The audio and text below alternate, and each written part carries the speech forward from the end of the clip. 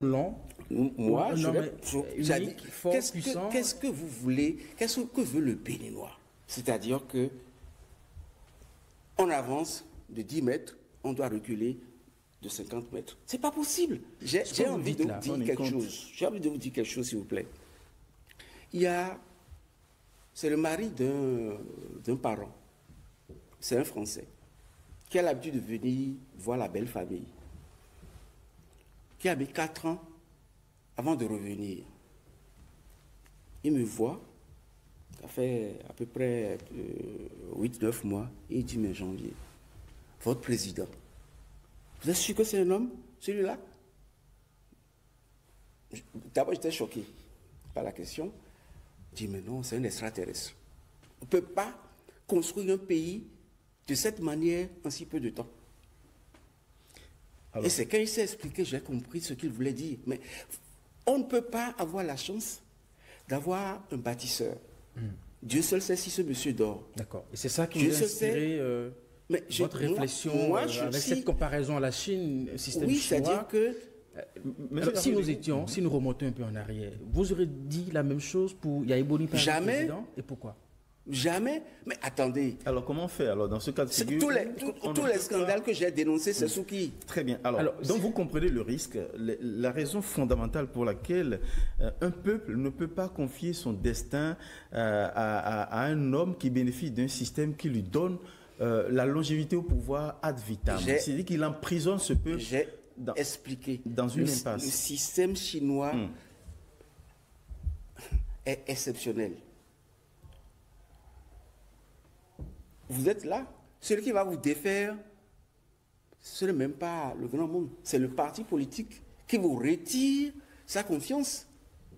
Et c'est un grand parti politique. Le jour parce que vous faites mal. Mais tant que, ce que je dis, c'est que tant que le président de la République fait bien, pourquoi le remplacer? C'est ma question. Est-ce que la problématique que vous posez, cela sous-entend... Il n'y a pas que la Chine. Est-ce que cela sous-entend l'expression d'un regret de voir Patrice Talon partir? Ah oui, moi je regrette. Je regretterais amèrement son départ. Vous regretterez son départ, mais je présume que vous n'irez pas jusqu'à l'encontre, à contre-courant de sa propre décision, son propre désir, de ce que dit notre constitution. De ne pas tenter une mésaventure anticonstitutionnelle par un troisième mandat. J'aurais souhaité vivement que même si le président Talon partait, que le système qu'il a mis en place perdure. Ce n'est pas la personne du président Talon qui me préoccupe. Vous voulez parler des institutions, de l'organisation. L'organisation mise en place. De l'État. Il faut, si on regarde, vous voyez, le Bénin aujourd'hui est exactement dans la position d'un avion qui décolle. Alors, M. Jean-Yawelou, si vous ne laissez pas cet avion se stabiliser, et vous demandez au pilote de redescendre, ça va cracher. Et vous savez, il ne faut plus lire les propos du chef de l'État au premier degré. Interpréter les propos du président Patrice Talon au premier degré vous amène à ne rien comprendre. Le président Patrice Talon, il parle peu et derrière chaque phrase, c'est très lourd, c'est du lourd. Je prends mon cas. En 2016, moi, je n'ai pas soutenu le président Patrice Talon aux élections. On s'en rappelle. Et tout simplement parce que quelqu'un d'autre m'avait fait appel et je lui ai dit à donner ma parole avant d'apprendre que M. Patrice Talon voulait être candidat. On est amis depuis une trentaine d'années. Alors le fait que je ne l'ai pas soutenu, ça a dû le faire mal, c'est humain. Et moi, j'en avais presque honte après. Il a fait sa campagne, il a réussi, et moi, j'ai compris que j'étais foutu pour plusieurs années. Je suis resté dans mon coin. C'est un vendredi soir, il m'appelle. 3 mois après son investiture, je suis allé le voir, et il me dit, bon, j'ai décidé de mettre fin à ta souffrance morale. Je me souffrance, Je l'appelle Fofo, affectueusement. Je ne souffre pas, tu souffres. À chaque fois que tu passes devant le CNHU, tu aperçois la présidence, tu te dis, ben, si j'avais soutenu Patrice, ben, je pourrais rentrer dans cette maison facilement, mais je ne peux même pas regarder. Il dit, bon, écoute, la République a besoin de toi. Il faut qu'on soit ensemble, que tous les fils de ce pays se mettent ensemble pour le construire. Donc il n'est pas question de penser que parce que tu ne m'as pas soutenu, tu dois rester à l'écart. Bon, pas d'aujourd'hui, on va baptiser cette journée Nouveau Départ. Alors, et je ne suis pas seul. Je ne suis pas seul. Je prends le cas du président de l'Assemblée nationale. Louis Vlavonou n'a pas fait campagne pour Patrice Talon, le candidat Patrice Talon.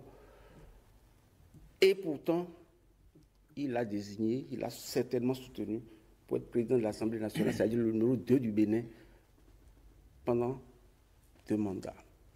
Il y a un autre ministre conseiller, Jacques Ayadji, était très critique envers Patrice Talon. Il n'a pas hésité à le nommer aujourd'hui ministre conseiller. C'est pour vous dire que le chef de l'État, Patrice Talon, il faut éviter dès qu'il dit un truc, on saute là-dessus pour dire « Ah, non ». Par contre, autant le pardon lui est facile lorsqu'il s'agit de sa personne, autant sur des questions liées à la République, à la survie de notre pays, il se montre plus rigoureux. Donc, il faut faire la nuance. Monsieur Janvier Yawédiou, pourquoi devrait-on espérer un pardon si, dans le jeu politique, je suppose qu'à l'époque, vous n'avez pas soutenu Patrice Talon en tant que candidat sur vos propres convictions? C'était du fond de votre cœur. Non, c'était pas de la tricherie. C'était pas une trahison. Oui, en fait, vous étiez convaincu qu'il n'était pas le bon. Non, c'était pas parce que j'étais convaincu qu'il n'était pas le bon, c'était parce que j'avais déjà donné ma parole à un autre ami, avec qui j'étais moins ami qu'au candidat Patrice Talon. Mais le seul fait d'avoir dit à l'autre, ok, je te soutiens, parce qu'à l'époque, je ne savais pas qu'il était candidat. Mais après, quand il s'est déclaré, je ne pouvais pas non plus abandonner l'autre. Donc, vous nous conviez à comprendre que la formule utilisée par le président de la République dans une circonstance particulière, à savoir que le pardon pourrait constituer une faute, c'est lié aux questions éminemment importantes de la République. De la République, quand il s'agissait du pays, chaque fois qu'il s'agit du pays, en fait, il se montre intraitable. Nous allons essayer de corriger ce qui a été détruit et faire mieux. Effectivement, tous ceux qui insultent le président Talon aujourd'hui, ils sont à 80% auteurs des malversations. Ils ont des casseroles. Ils ont des cadavres dans leur placard. Si le président Talon n'avait pas, il n'est pas dit qu'il ne va pas revenir là-dessus, à tout le monde peut revenir là-dessus, et même s'il ne revient pas là-dessus, moi je reviendrai là-dessus. Donc, effectivement, fermer les yeux sur des erreurs, à un moment donné, peut constituer une faute. Mais quand cette expression avait été lâchée, c'était notamment dans les dossiers de Joël Ivor, Éric Atemadougou, où on avait demandé au chef de l'État sa clémence pour voir ce qu'il pouvait faire dans le cas de ces dossiers. Des histoires de tentatives de coup d'État, pour mettre en péril le système constitutionnel, on ne peut pas s'amuser avec, par contre. Et là, c'est la vie de la République qui est en danger et qui est en jeu. C'est différent. Sur la question engageant le destin du pays, donc Patrice Talon se montre intraitable. Il n'est pas forcément prêt à pardonner, sauf à ce que le pécheur a écuvé les sanctions liées à son crime et peut-être après envisager une éventuelle rédemption. Chiche. Mais autant que Yahweh d'autres comme Maître Alain Orunla qui défendait bec et longue et critiquait, fustigeait Patrice Talon, il défendait à Diavon, Sébastien, il lui a fait appel, il a associé à sa gouvernance, autant qu'il a fait avec Maître Adrien Oumbédi, qu'il a associé à des réformes politiques qu'aujourd'hui, Maître Adrien Oumbédi, il critique comme étant liberticide, et autant qu'il critique la gouvernance du Talon comme une gouvernance d'exclusion. Vous avez suivi sa sortie. comment est-ce que vous réagissez à cela? Vous savez, j'étais sûr que cette question viendrait sur ce plateau. Vous savez, juste pour illustrer, il y a une émission célèbre qu'on appelle Bébête Info sur une radio de la place. C'est pour rire, mais pour dire du sérieux. Et vous savez, Bruno Amoussou, je l'avais baptisé Davolabome. Bio Tchané, c'était Petit B. Mathieu Kérékou, c'était Demi-Dieu, etc. Mais à Massé, vous savez, je l'avais appelé, c'est le Hungbedi, je l'avais appelé Amassé. Amassé, dans notre langue, c'est un serpent à deux têtes. Vous voyez la tête là-bas, vous pensez le prendre par la queue, mais en fait, l'autre tête est là. Donc, je dirais que c'est une bicéphalie. Et en 2003, lorsqu'il a quitté le gouvernement, j'avais réalisé un petit documentaire. J'ai amené le CD. Et c'est le destin d'une feuille morte. Adrien Hungbedi, le destin d'une feuille morte, où l'emporte le vent. Je vais essayer de remettre ce truc pour que les gens puissent rigoler un peu, mieux connaître Adrien Hungbedi. Mais ça sur les réseaux sociaux. Pour que ceux qui pensent que les jeunes, parce que là je vous parle de 2003, avec 22 ans aujourd'hui, que les jeunes qui n'étaient même pas nés connaissent mieux Adrien Hungbedi. Donc moi je pense que il vaut mieux qu'on parle de choses sérieuses. Parce que Adrien Hungbedi est capable, il a cette facilité à revenir sur ses propos. Même dans 3 mois, il est capable de dire le contraire de ce que vous avez entendu. Donc ça ne sert à rien du tout de prendre ses propos au sérieux. On parle de quelqu'un qui est bien âgé, qui est un poids lourd. 3 fois président de l'Assemblée nationale. C'est tout ce que Maître Adrien Hungbedi vous inspire. Le défaut d'Adrien Hungbedi, c'est son incapacité à être stable. S'il était une femme, il aurait changé de mari 4 fois. Est-ce que ce n'est pas le propre des politiques, Janvier Yawédéo? Vous aussi, vous étiez critique envers Patrice Talon, mais aujourd'hui... Non, je n'ai jamais été critique envers Patrice Talon, par contre. Jamais. Jamais. Mais critique vis-à-vis de certains de ses proches. J'ai été... Qui étaient impliqués dans des dossiers. C'est différent. Et vous voulez parler d'Olivier Bocor. Pour ne pas le nommer. Mais Patrice Talon n'était pas trempé dans affaires matérielles agricoles. Du tout. Sinon, je l'aurais dit, je l'aurais cité. Olivier Bocor, oui, c'était faux, il aurait attaqué, hein, et j'ai les preuves. Je ne parle jamais sans preuve. Je ne parle jamais sans preuve, et je vous affirme que ce monsieur, j'ai les preuves. Mais en même temps, réagissant justement à ce procès, lorsqu'il recevait les membres du grand parti UPR, justement, revenant à Maître Adrien Hungbedi, il considère que ce procès est le prolongement, la conséquence, pour paraphraser ses propos, de la politique d'exclusion, d'une gouvernance d'exclusion et de loi liberticide. C'est comme ça qu'il considère l'affaire. Quelqu'un lui a... Donc sa sortie est tout sauf un non-événement, tel que vous semblez vouloir... Quelqu'un, je ne sais pas si c'est pas le ministre du Conseil Gbadamassi qui disait, mais la loi sur le numérique, il est président de l'Assemblée nationale lorsque ça a été voté. Et le Bénin fait partie des premiers pays à voter une loi pareille. Et beaucoup de pays par la suite ont eu à faire parce que le numérique, c'est beau, c'est agréable, mais c'est dangereux. Donc ne pas l'encadrer, ça peut entraîner des désastres monstrueux. C'est pour ça que ça a été amené. Et alors aujourd'hui, lui, Hungbedi, qui était président de l'Assemblée lorsque ça a été voté, critique, ça démontre l'inconstance du monsieur. Ça signifie que lui-même, il ne sait pas ce qu'il a voté. Mais sa sortie, même si on considère que Hungbedi c'est une girouette qui fait des pirouettes politiques par moment en fonction des circonstances, cette sortie n'est cependant quand même pas anodine. Certains considèrent ça comme une sorte de conspiration, notamment qui pourrait fragiliser le camp présidentiel, parce que son ancien parti PRD n'est pas un petit morceau dans le bloc présidentiel. Est-ce que cela ne pourrait pas fragiliser justement le grand parti UPR et donner des soucis du fil à retordre au plan électoral? En politique, on cherche toujours à faire de l'addition. C'est le mot, c'est l'expression courante. Et personne n'aurait voulu voir le président Mbédji et son parti politique, le PRD, quitter la mouvance. Personne. On ne souhaite pas. Mais lui-même sait, avec le nouveau code électoral, et même avec l'ancien, son parti politique, le PRD, ne peut plus avoir des députés. Même avec l'ancien code, n'a pas pu totaliser 10% sur le plan national. Il y a moins de 5%, je crois bien. C'est pour ça qu'il n'a pas pu avoir de députés à l'Assemblée.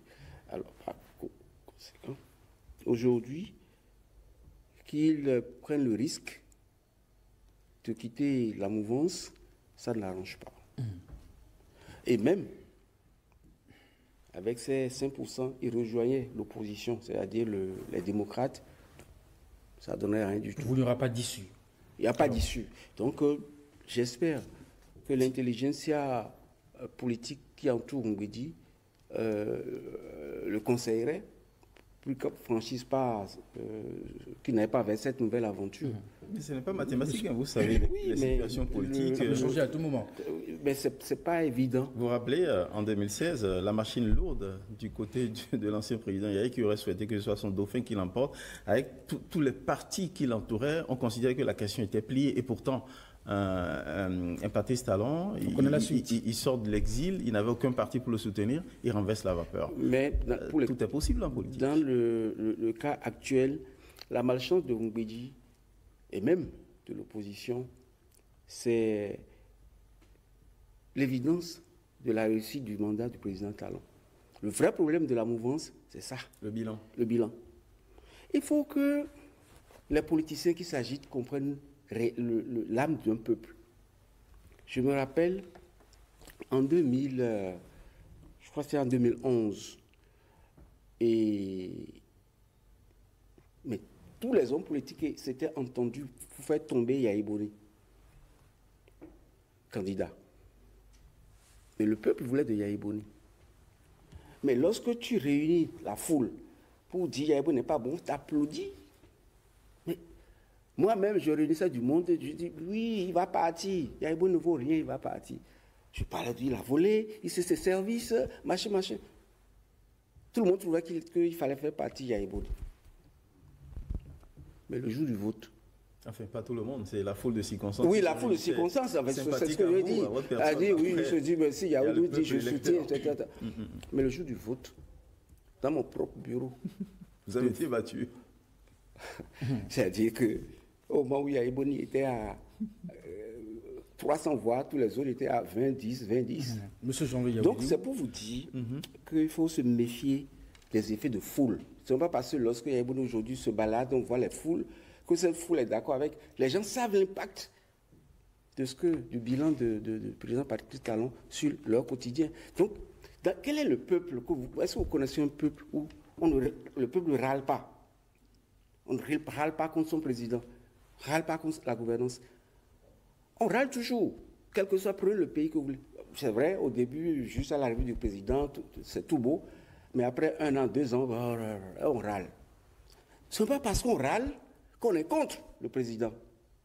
Et on aurait souhaité mieux. On aurait souhaité oui, mieux. chacun... En tout cas, que midi sonne à notre porte. Et aujourd'hui, et encore, que on râle parce qu'on n'a pas l'argent, Patrice n'a pas l'argent et tout, mais les gens intelligents savent que les difficultés actuelles, ce n'est pas provoqué par la gouvernance de Patrice Talon. Sur les propos de Maître Adrien Mbédji, si nous mettons un peu de côté sa personne, que vous qualifiez avec des mots assez durs, ce qu'il a dit, les critiques qu'il a formulées à l'endroit de cette gouvernance, est-ce que c'est parce qu'on est de la mouvance qu'on ne peut pas critiquer, qu'on ne peut pas dire certaines choses?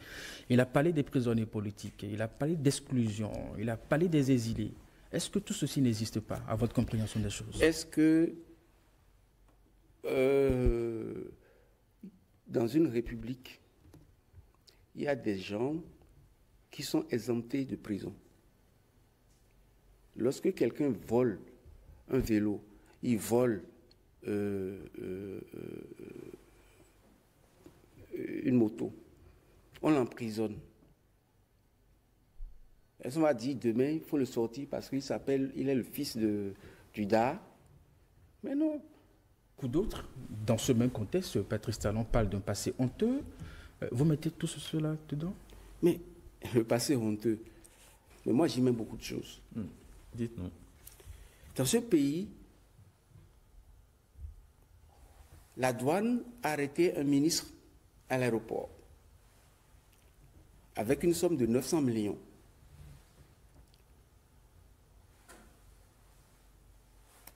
Le peuple s'écrie et le chef de l'État vient gaillardement à la télévision. Dit, mais pourquoi vous parlez de ça? Quelqu'un a perdu son argent.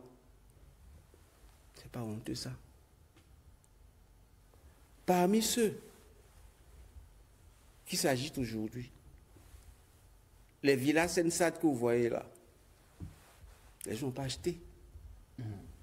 Les terres ont été distribuées aux copains. Des terres qui valent des centaines de millions ont été distribuées, offertes aux copains. C'est pas honteux. Mais ces pratiques qui font de ce passé honteux, vous êtes sûr que ça n'existe pas aujourd'hui? Nous avons vu des procès à la criette. Est-ce que vous vous rappelez? J'ai un autre exemple à vous donner. Nous avons, avec le renouveau démocratique, nous avons réussi, comme disait le professeur Devoe-Djiré, avec la fatalité. Nous sommes passés de Cototrou à Cotopavé. Et un monsieur est venu, un homme, je dirais, providentiel, qui s'appelle Nicéphore Soglo, qui en 5 ans a redressé ce pays. Et on est passé, si je prends le cas du coton, on est passé de 90 000 tonnes en 1990 à plus de 350 000 tonnes en 1996. Le Bénin a changé. Ou amorcer son changement. Ou amorcer son changement. Le monsieur a tellement travaillé qu'on a surnommé... Maçon. Non, ça c'est bébé Trifo. Il est devenu Hercule. Mais par quel phénomène les Béninois ont pu chasser un président du genre pour ramener la mafia au pouvoir? Et les Béninois ou les acteurs politiques? Et les acteurs politiques, bien sûr. Et lorsque ces gens ont repris le pouvoir, c'était exactement comme un scénario d'un mauvais film fantastique qu'on aurait pu titrer La Mafia. Nous sommes de retour. Tout de suite. Vous vous rappelez de la Sonapra? Sous Soglo, la Sonapra contribuait au quart du budget national. Et qu'est-ce qui s'est passé? Cette Sonapra-là, je me rappelle, on produit le coton. On n'achète pas le coton. Les copains du chef de l'État vont prendre le coton à 0 francs à Sonapra, ils vont vendre et les plus sérieux viennent retourner les sous après. Mais il y a un monsieur qui, à lui tout seul, a acheté pour 14 milliards à la Sonapra, n'a jamais payé, jusqu'à aujourd'hui. Et pour sauver la campagne, le président Yaïboni a dû décaisser 11 milliards du trésor public pour pouvoir payer les transporteurs et autres et sauver la saison. Est-ce que vous vous rappelez, quand pour couvrir le vol, le bureau du ministre, on l'incendie. Le bureau du directeur financier, on l'incendie. Vous parlez du ministère de l'Agriculture. Du ministère de l'Agriculture. On l'incendie pour faire disparaître toutes les preuves. Et vous vous rappelez, nous avons réussi, nous avons eu l'intelligence nous avons réussi à soulager les caisses de la Sodacop de 16,6 milliards dans ce pays. C'est-à-dire que si... Et lorsqu'on a fini de faire tout ça, on est passé d'un pays qui décollait et on revient à un pays qui recule. C'est pas honteux? Pour moi, c'est honteux. Donc, nous devons prendre conscience. Donc, le fait de dire passer honteux, on peut l'apprécier de mille manières. Alors, il y a dans l'actualité, on l'a évoqué, on l'a annoncé en introduction au sein de ce plateau, la question d'un troisième mandat, disons-le, inconstitutionnel, qu'on prête potentiellement à Patrice Talon. Et d'ailleurs, au-delà de la suscitation de candidature de Olivier Bokor, c'est un motif subliminal insinué par Oswald Omeki, alors ministre au gouvernement, pour acter sa rupture de banc avec le magistère de Patrice Talon. Aujourd'hui, le pays est traversé par trois courants. Les suspicieux légalistes, les velléitaires, les tenants d'une nouvelle république potentielle suggérée par la modification des dates du processus électoral, notamment la date de prestation du serment du chef de l'État. Le camp ou l'entourage du chef de l'État est-il ainsi marqué aujourd'hui, monsieur Yahoudou? Est-ce qu'il y a une polarisation, un camp pour oui, il faut que Talon essaye la chose, un camp qui n'est pas du tout favorable et un camp qui se dit, bon, pourquoi pas peut-être au bout d'une potentielle nouvelle république qu'aurait validé la Cour constitutionnelle. Et vous êtes dans quel camp? Il n'y a pas de camp. Vous savez, d'abord c'est un sujet, le sujet que vous évoquez, c'est un sujet plutôt pernicieux. Et je vais donner moi mon avis en séparant ma position, l'avis donc du ministre conseiller et du chef de l'État que je suis, de l'avis de Janvier Yahweh. Je préfère. Mon avis personnel, je vais vous le donner. Il faudrait que notre Afrique se réveille. Enfin. Vous voyez, dans les années 70-80, il y a ce qu'on appelait le tiers-monde. Le tiers-monde était composé de l'Afrique, de l'Asie. Et de certains pays de l'Amérique latine. Aujourd'hui, l'Afrique est la seule pauvre. En d'autres termes, si on devait parler encore de tiers-monde, il n'y a que l'Afrique qui soit dedans. Pourquoi?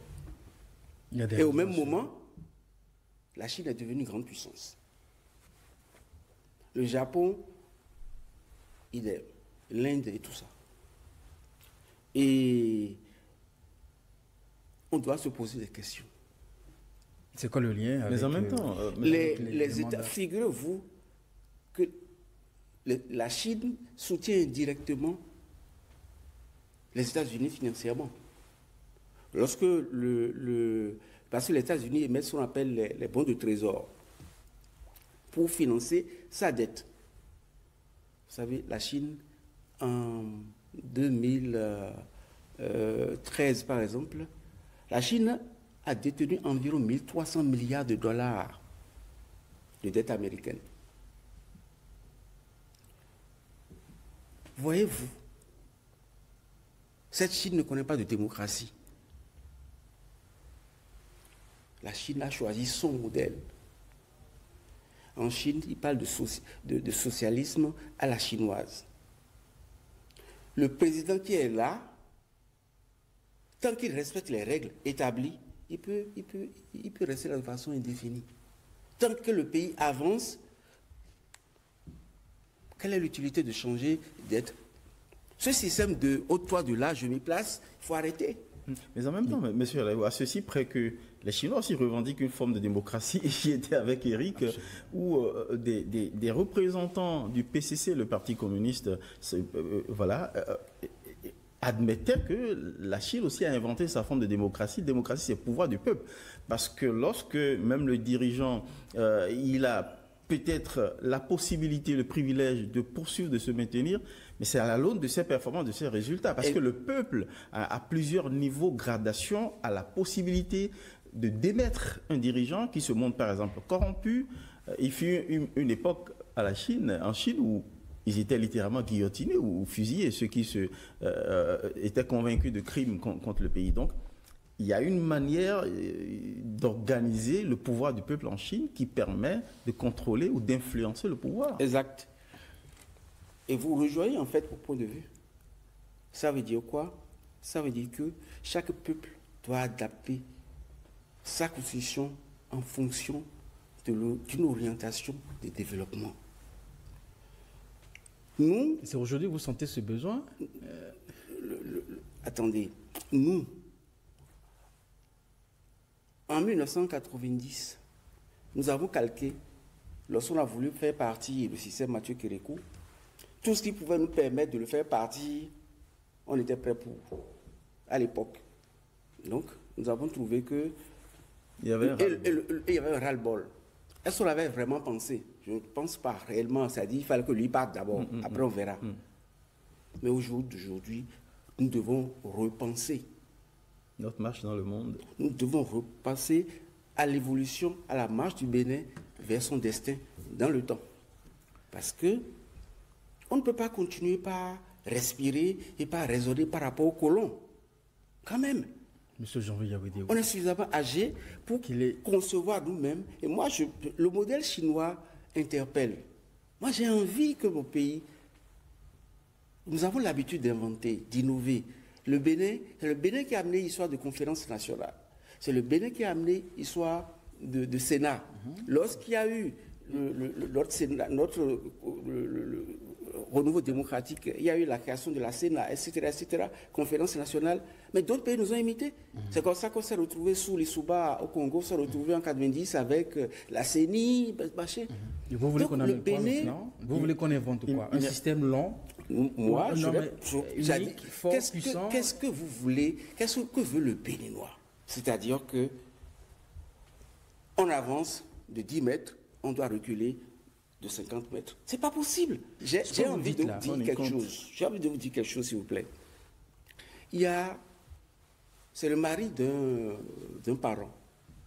C'est un Français qui a l'habitude de venir voir la belle famille, qui a mis 4 ans avant de revenir. Il me voit, ça fait à peu près 8-9 mois, et il dit, mais Janvier, votre président, vous êtes sûr que c'est un homme, celui-là? D'abord, j'étais choqué par la question. Je dis, mais non, c'est un extraterrestre. On ne peut pas construire un pays de cette manière en si peu de temps. Alors, et c'est quand il s'est expliqué, j'ai compris ce qu'il voulait dire. Mais on ne peut pas avoir la chance d'avoir un bâtisseur. Dieu seul sait si ce monsieur dort. D'accord. Et c'est ça qui nous a inspiré votre réflexion avec cette comparaison à la Chine, système chinois. Oui, c'est-à-dire que... Alors, si nous remontons un peu en arrière, vous aurez dit la même chose pour Yaïboni par le président? Et pourquoi? Jamais. Mais attendez. Alors, comment faire alors dans ce cas de figure? Tous les scandales que j'ai dénoncés, c'est sous qui? Très bien. Alors donc vous comprenez le risque, la raison fondamentale pour laquelle un peuple ne peut pas confier son destin à un homme qui bénéficie d'un système qui lui donne la longévité au pouvoir ad vitam. C'est-à-dire qu'il emprisonne ce peuple dans une impasse. Le système chinois est exceptionnel. Vous êtes là, celui qui va vous défaire, ce n'est même pas le grand monde, c'est le parti politique qui vous retire sa confiance. Et c'est un grand parti politique. Le jour parce que vous faites mal.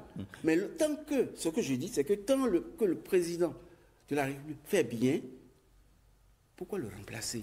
C'est ma question. Est-ce que la problématique que vous posez, cela sous-entend... Il n'y a pas que la Chine. Est-ce que cela sous-entend l'expression d'un regret de voir Patrice Talon partir? Ah oui, moi je regrette. Je regretterais amèrement son départ. Vous regretterez son départ, mais je présume que vous n'irez pas jusqu'à l'encontre, à contre-courant de sa propre décision, son propre désir de ne pas tenter une mésaventure anticonstitutionnelle par un troisième mandat. J'aurais souhaité vivement que même si le président Talon partait, que le système qu'il a mis en place perdure. Ce n'est pas la personne du président Talon qui me préoccupe. Vous voulez parler des institutions, de l'organisation mise en place de l'État. Il faut, si on regarde, vous voyez, le Bénin aujourd'hui est exactement dans la position d'un avion qui décolle. Alors, M. Jean-Louis Yawelou, si vous ne laissez pas cet avion se stabiliser et vous demandez au pilote de redescendre, ça va cracher. Et nous sommes dans une position aujourd'hui, dans une situation où le Bénin a pris de l'envol. Alors, on voudrait, comme l'a dit Eric, suggérer Eric, parce que c'est très important.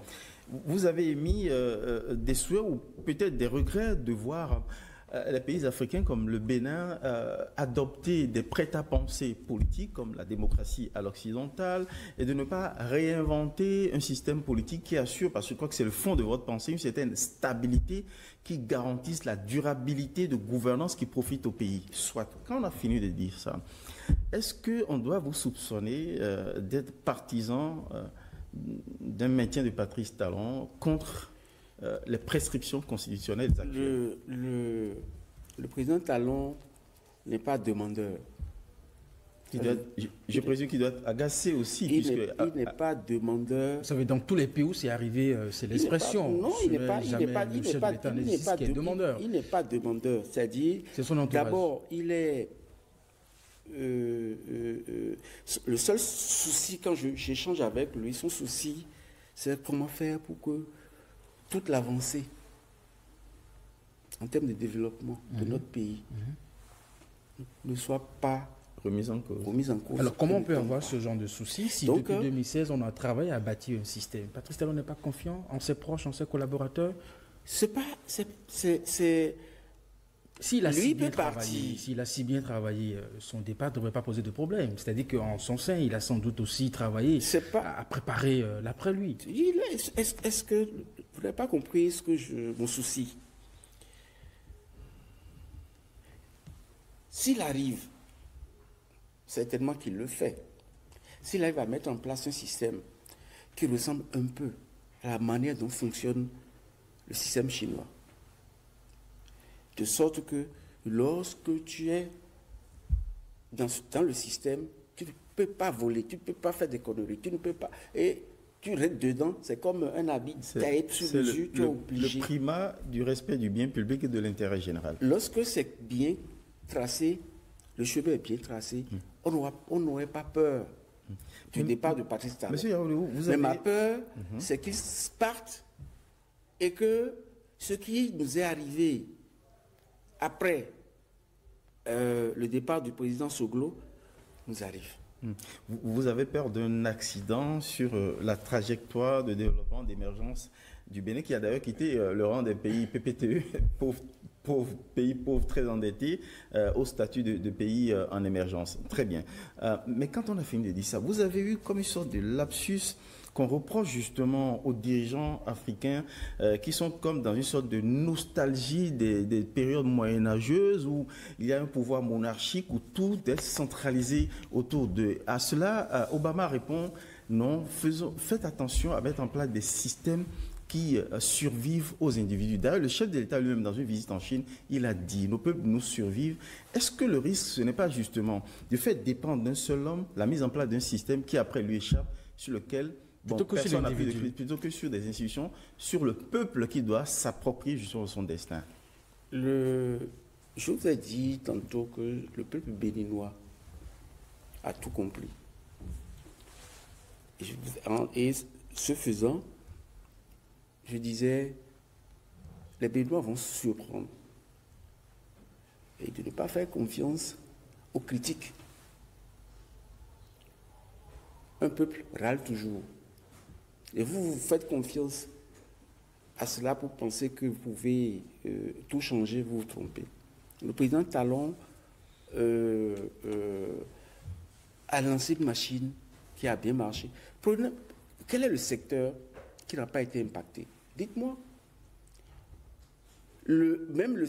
Quand on dit Bénin, par le passé, on ne connaît pas, personne ne connaît le Bénin. Ah bon, c'est où? on est obligé de dire, ah, vous connaissez le Nigeria, ah, c'est à côté. Aujourd'hui. Et autre chose, pour ceux qui éventuellement ont entendu parler du Bénin, dire, ah, le vaudou, là où on tue les hommes. Aujourd'hui, là, le Bénin brille. Le Bénin rayonne à l'international. Et même lorsqu'il a réussi à transformer le négatif en positif, tout le monde a envie d'aller voir Vodou Days au Bénin. On est passé de 100 000 invités à 435 000 visiteurs. C'est-à-dire, même ce qui est négatif... Il y a comme un désir d'un Bénin qui marche, qui rayonne. Très bien. Si vous avez, mais cependant, on sent chez vous, et chez certains, je vais dire, proches admirateurs de la gouvernance Talon, comme une sorte de frayeur, de crainte, d'angoisse sur 2026, l'après 2026. Redouteriez-vous que l'opposition vous ravisse le pouvoir en 2026? L'opposition ne peut pas ravir le pouvoir parce qu'elle n'est pas organisée. Est-ce que vous ne redoutez pas des guerres fratricides au sein justement du camp présidentiel et qui pourraient porter l'estocade aux chances de ce camp de remporter l'élection en 2026? Vous savez, telles que les choses se lorsque vous êtes en politique et vous n'avez pas d'ambition, vous n'avez pas votre place dans ça. Un politicien a forcément... C'est même l'ambition qui vous amène en politique. Et vous êtes sûr que votre camp survivra à ces guerres, à ces, vous savez, ces tensions, ces ambitions tant que contraires? nous avons une chance, la chance de la mouvance, c'est d'avoir un chef d'équipe charismatique. Le jour où le président Talon suggérera un nom, sachez qu'il a déjà fait le tour de tout le monde. Lorsque Patrice Talon vous dit janvier, est-ce qu'on peut se voir demain à Parakou, comprenez que si il n'est pas déjà à Parakou, c'est qu'il est déjà à Tchaourou, hein, avant de vous dire on se voit à Parakou demain. C'est peut-être un scoop, on ne sait jamais, c'est peut-être janvier, il est où, enfin. Donc, c'est quelqu'un, il a là. Il est dans l'anticipation. C'est Patrice Talon qui fera le choix du candidat de la mouvance. Mais c'est lui le chef d'équipe. Donc, il ne le fera les pas seul. Les partis politiques feront quoi? Il ne fera pas seul. C'est ce que je vous dis, c'est-à-dire que... Il avait avoué qu'il pèserait sur ce choix. Eh bien, il va peser parce que c'est lui... Est-ce que moi, j'allais voir, et M. Sounou vous dit, bon, écoute, moi, je vais être candidat, tu me soutiens. Tu vas accepter? Enfin, vous n'avez pas accepté. Vous n'avez pas accepté. Donc, il faut bien que ce soit quelqu'un qui a l'influence sur tout le monde, qui puisse voir, qui peut, et qui va convaincre tout le monde, qui va tenter de convaincre tout le monde pour allier à sa vision. Et vous parlez, vous échangez. Sur vos inquiétudes tout à l'heure et sur votre peur de voir Patrice Talon parti pour le travail qu'il a fait, vous êtes convaincu qu'on ne peut pas trouver mieux dans la marche de notre pays? Nul n'est indispensable, on dit, mais un bosseur de la trempe de Patrice Talon, un monsieur intelligent, qui a du goût, comme Patrice Talon, on va chercher. On va chercher, on croise les doigts pour que le pays en trouve. Éric, vous regretteriez que le ministre conseiller ne se prononce pas sur la peine qui a été infligée à l'ami du chef de l'État dans cette affaire de... Vous savez, votre numéro 2. C'est regrettable. Je vais vous dire quelque chose. Ça, c'est mon avis personnel. Ce n'est pas l'avis du ministre conseiller à Ouédéo, mais l'avis de Janvier à Ouédéo. Qui ne digeait pas l'homme. On peut ajouter cela. Oui. Mais vous savez que si ce coup d'État avait marché, que Patrice Talon serait assassiné, c'est obligatoire. Là, c'est vous qui le dites. Oui, mais c'est obligatoire. Parce que le coup d'État aurait été organisé. Et c'est le président, le commandant de la garde républicaine qui aurait pris le pouvoir. Si le chef de l'État survivait, mais le chef d'état-major des armées, qui est le commandant de eux tous, va réagir. Il va réagir et il va s'en sortir si le chef de l'État est vivant. Donc, Ce qui est arrivé, c'est d'une monstruosité rare. Et je trouve même que 20 ans, c'est peu. Je trouve, c'est moi, j'étais à la criette pour... en tout cas, que les Béninois ne me nomment jamais les juges ont fait là-bas. le travail en fonction du code pénal. Oui, mais je trouve même que c'est peu, c'est mon avis.